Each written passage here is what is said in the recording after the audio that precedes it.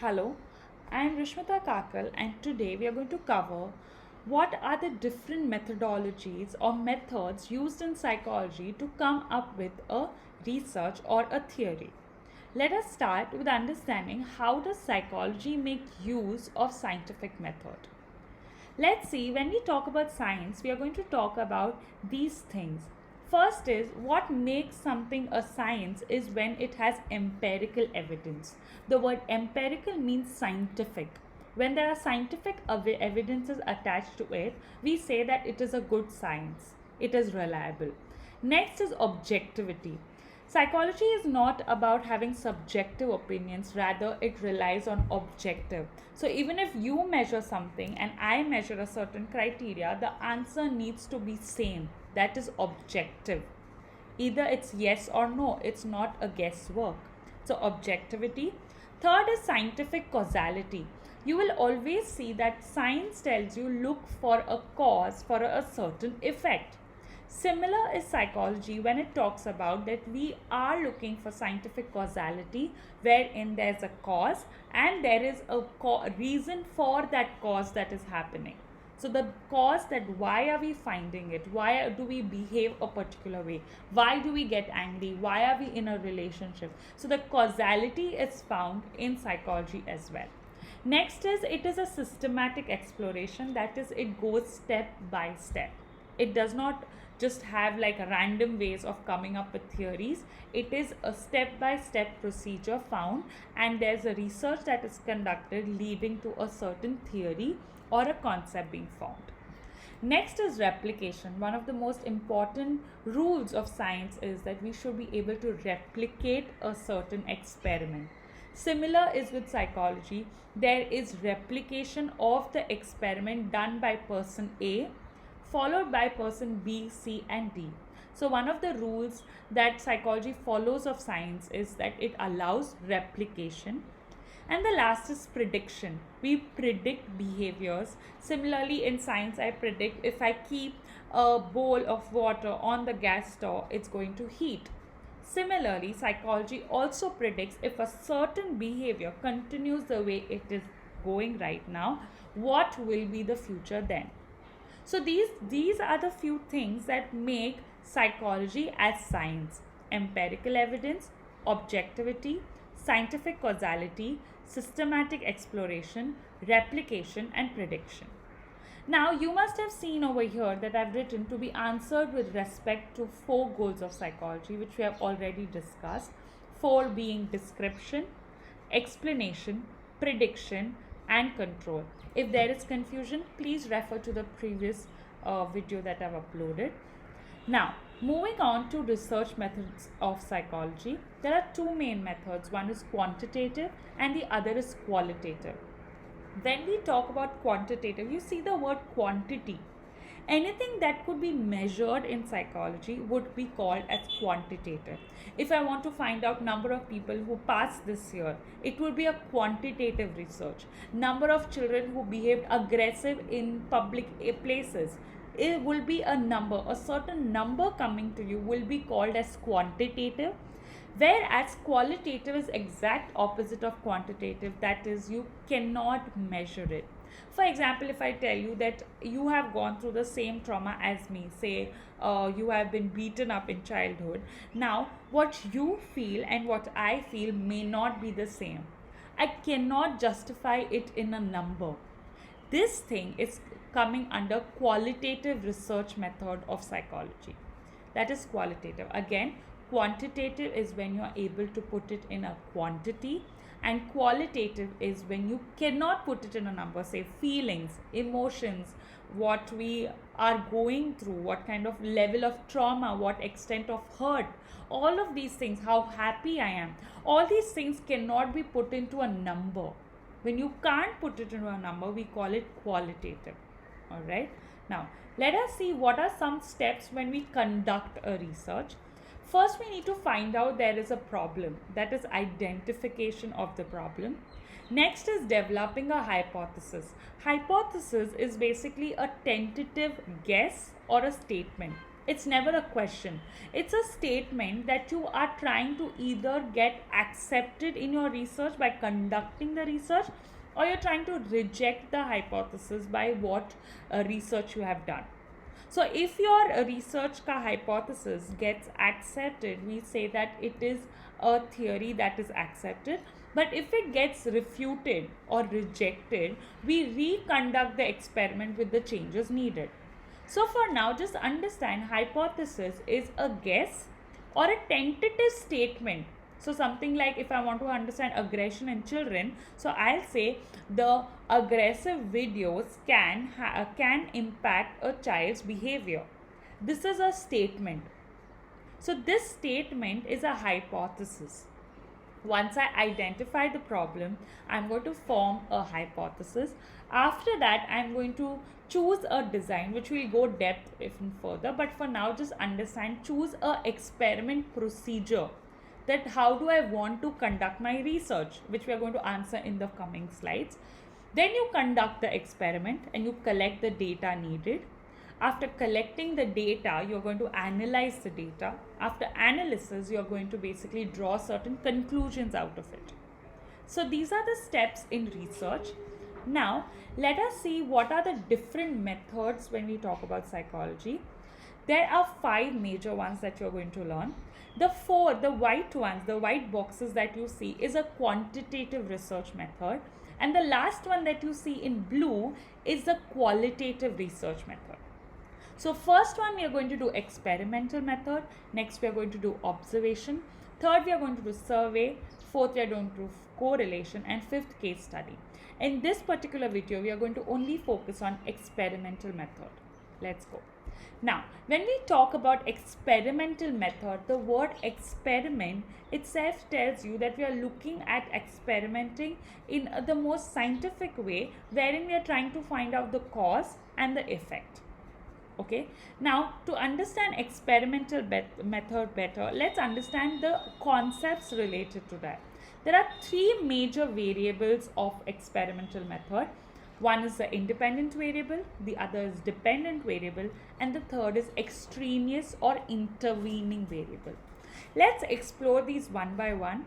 Please listen to me carefully, because this is a little tweaked and little confusing if you do not pay attention to it. Let's go. The first one is independent variable. Now the independent variable is the one that is going to be manipulated by the person or the researcher. Now when I say that, the idea is, now for example, let's take this example. Suppose a psychologist believes that caffeine will increase memory ability. The part of caffeine is the one that now the researcher thinks that, caffeine will have an impact on memory, that is increase the memory. So what the psychologist does is, he has 2 groups of people. The one group that he chooses to give say 10 mg of caffeine, and the other group he does not give any caffeine. Now these 2 groups is a manipulation done by the psychologist. This manipulation of either giving coffee or not is called the independent variable.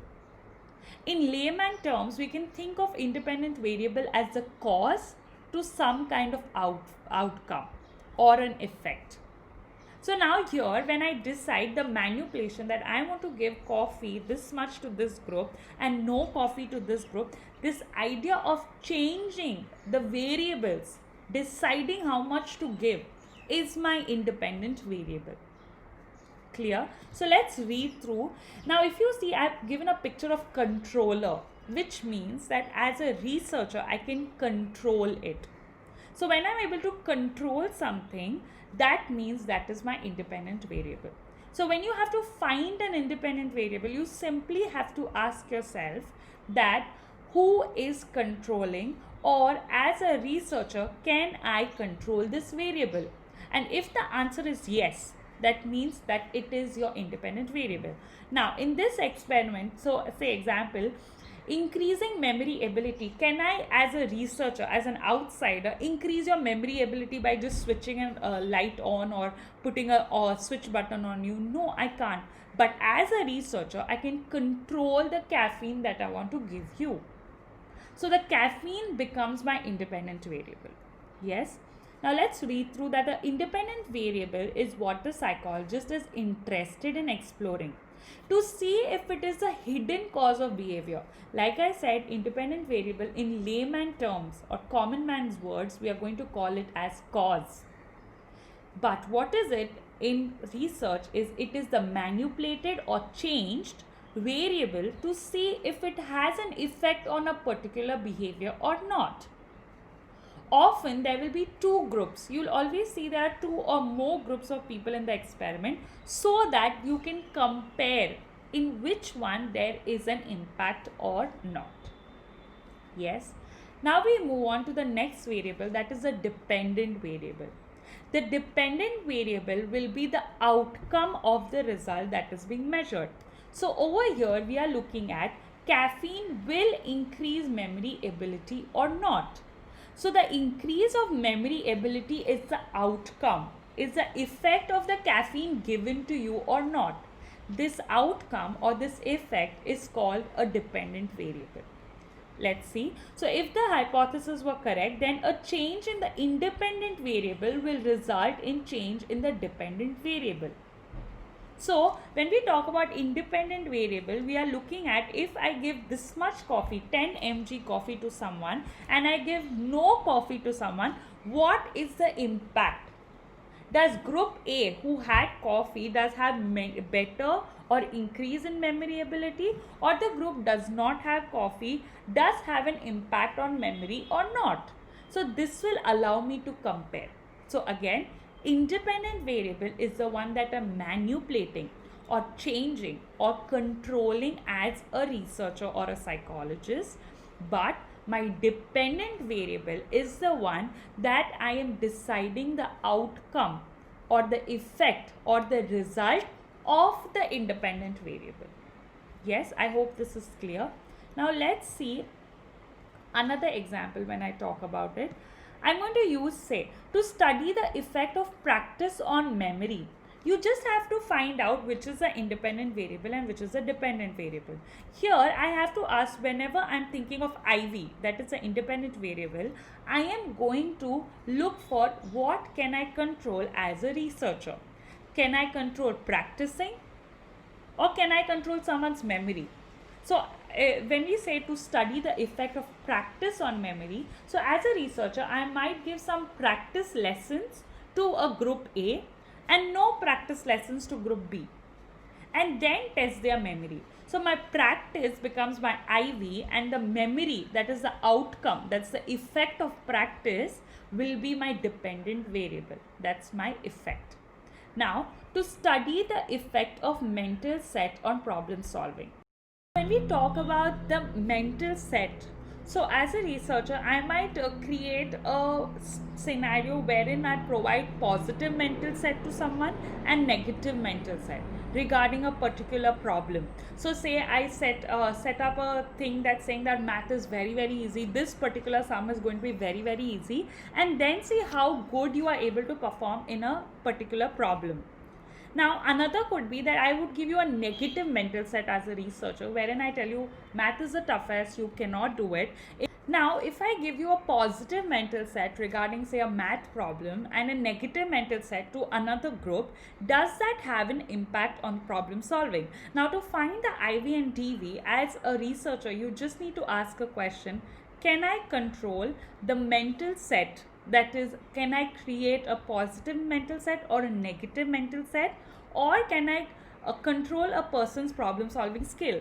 Clearly, I cannot control anyone's problem solving skill, but I can create a mental set of a person with time. So this shows that the independent variable becomes mental set and the dependent variable becomes problem solving. The next one is to study the effect of noise pollution on speed of writing. So again, you need to ask the same question: can I create noise in a room? Can I control that as a researcher? If yes, that is my independent variable. And the speed of writing. So I can't make someone write slowly or make them write faster. Faster can be like write fast, write fast. This thing is something that is out of my control as a researcher. So that becomes my outcome. That's my dependent variable. Next is to study the effect of color on perception. Say I put a group of people into a room of dark black room and see if they are able to solve problems or perceive things, versus I put them in a bright room, say a bright yellow, and see how well they are able to perceive. Again, to find the IV and DV, I simply need to ask myself a question that can I control the color of the room? If yes, that's my independent variable. And the next one, that's my result, that's my outcome, is perception. That becomes my dependent variable. All right. Now, to study the effect of feedback on decision making. So, say I give you a feedback that you're really bad at psychology. This is a negative feedback, and your decision that whether you want to take it in future will depend on this. And or I give you a positive feedback that you're amazing at psychology. This could also influence your decision making. So again, asking as a researcher, can I control what kind of feedback I give to my participants? If yes, so my feedback becomes my independent variable, but the decision of a person, what they're going to take, is not in my control, which becomes my dependent variable. Yes, okay. So let's go back to the third variable. We did independent variable and we did dependent variable. Now we are going on to the next one, that is extraneous variable. Extraneous variables are the one which are not, like the word says, extra. Those variables are going to, if they are present, they are also known as intervening, interfering variables that could impact the results. So say I want to understand aggressive children aggressive behavior in children, and if there is say an influence and extra noise, like say some more kids are running around, or there's also a lot of noise. Say I want to understand someone's study abilities, and they are studying how much they concentrate and stuff, and suddenly there's noise outside. This noise can impact my research, impact my result. So this impacting of other variables which are not in my control, which are outside my control, are the extraneous variables which need to be controlled by the researcher. So say noise, say a lot of children playing outside, or Ganpati Visarjan happening, this can all impact the result of the experiment. So to make sure that the independent variable is the only cause of the dependent variable, it is very, very necessary as a researcher you control the extraneous variables. Okay, extraneous variables could be noise, could be music, could be dance, could be a lot of children playing around, could be a lot of people talking. So any kind of distraction or any kind of variable that could impact my independent variable is extraneous variable. Okay. Now, this was about experimental method. Now, what is the advantage is it is the most objective method of collecting data. Okay, I can objectively collect it. There's no subjectivity in this. It enables accurate observation, control conditions. There is a accuracy in observation because I can control my independent variable, how much to give a person, how much to give a training, how much not to give a training. So the control is highly in my hand. I'm also controlling my extraneous variables or the intervening variables. Experimental method helps in finding out cause and effect relationship between two or more variables. Like we saw caffeine and memory ability, we saw mental set and problem solving. So these are cause and effect relationships. Okay. The findings of the experiment method are verifiable. The whatever research that you do, they can be replicated again, so which verification becomes easier. Alright. Now, to understand some of the key terms, first is problem. So I said the first step is identifying the problem. That is to study the effect of music on the level of blood pressure. So I am, as an investigator, as a psychologist, wants to find out, does music have any impact on blood pressure? Does blood pressure go high or low? So I form a hypothesis. Remember, I told you hypothesis is a tentative statement, is a guess. Now this guess is actually not a question. You'll see it in a statement form. The music will help in regulating means controlling the level of blood pressure. So either if my conducting of experiment goes in line, that is accepting of hypothesis, or it goes against, that is music did not help in regulating blood pressure, so then that means it got rejected. Okay, here clearly what can I control as a researcher to find the independent variable? Can I control music, or can I control blood pressure of a person by going inside them? No, I cannot. So music is the independent variable, and dependent variable will be the level of blood pressure.